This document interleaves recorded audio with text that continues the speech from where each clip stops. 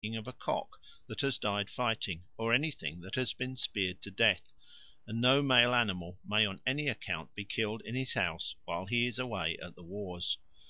For it seems obvious that if he were to eat a cock that had died fighting, he would himself be slain on the field of battle.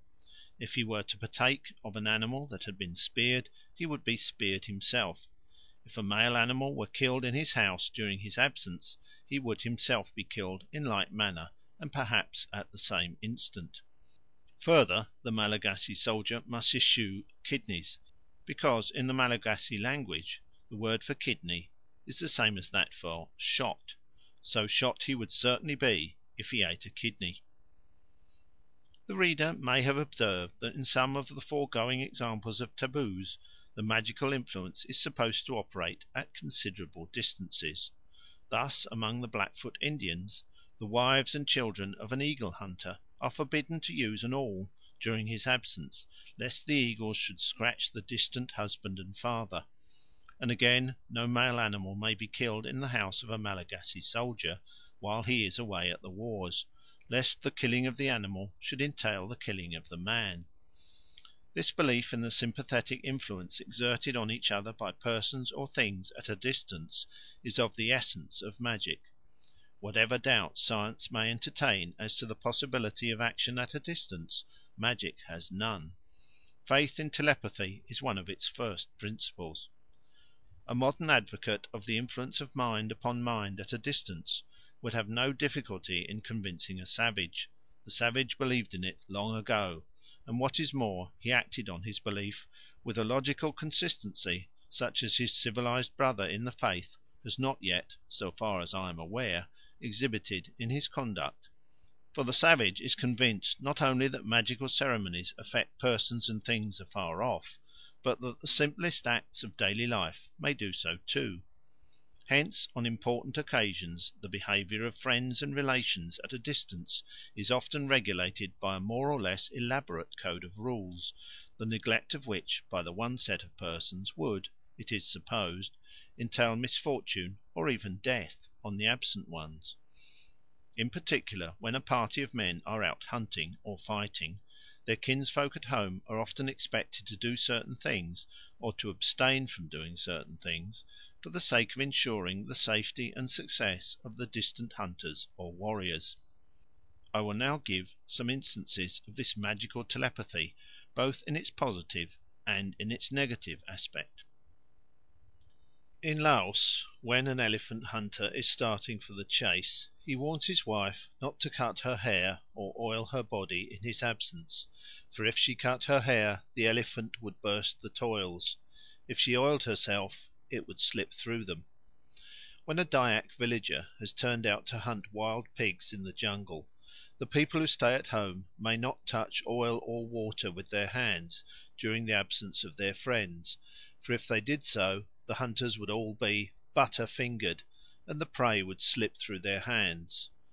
Elephant hunters in East Africa believe that if their wives prove unfaithful in their absence, this gives the elephant power over his pursuer, who will accordingly be killed or severely wounded.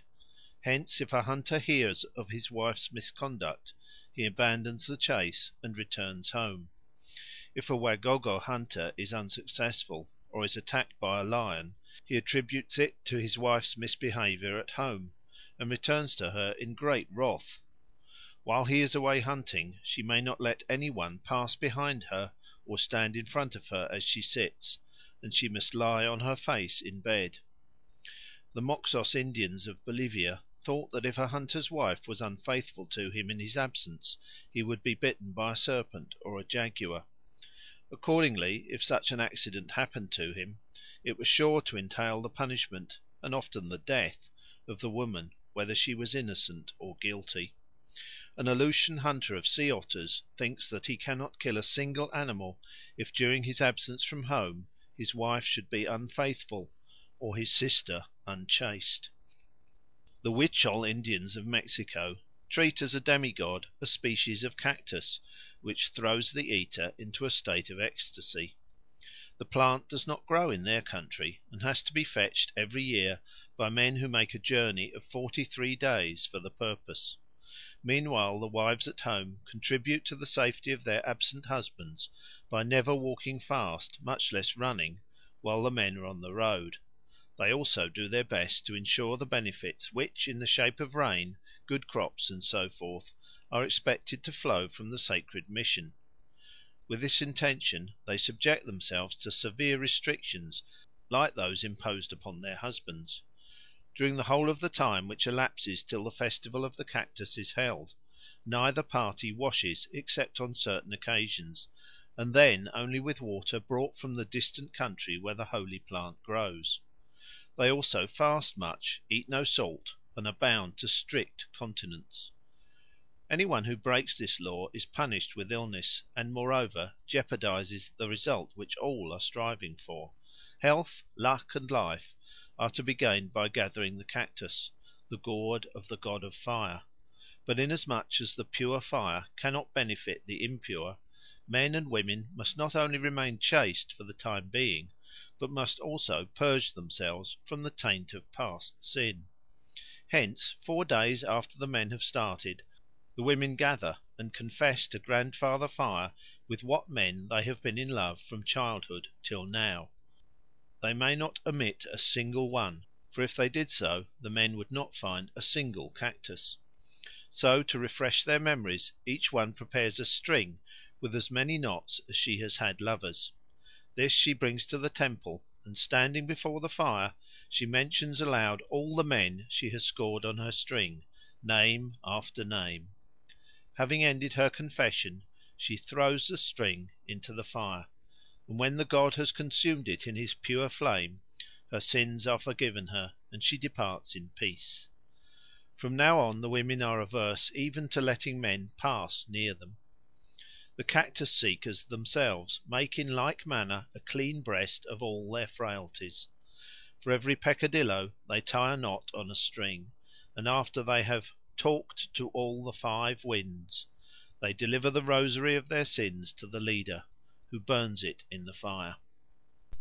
End of Chapter 3, Part 1, and the first part of Chapter 3, Part 2.